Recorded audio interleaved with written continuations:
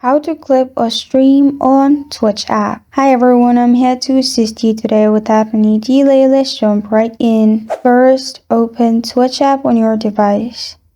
Then scroll through the live and simply click on the stream you want to clip.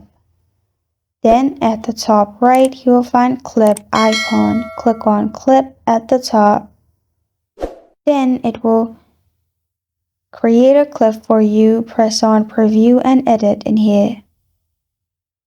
Then you can click on trim clip and trim in here as well and add a title if you want to publish. After you do that, also 26 seconds is the max time you can clip. Then press on publish at the top and you're good to go.